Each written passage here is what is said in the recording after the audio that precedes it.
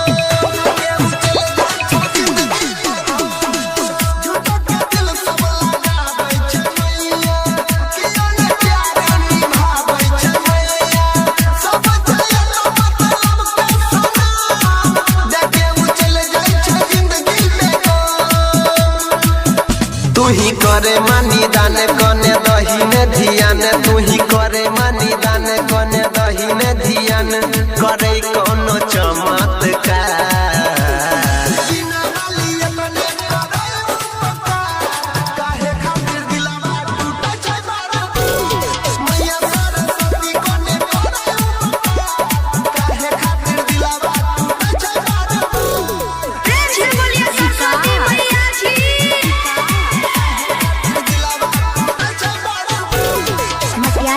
Sitamarhi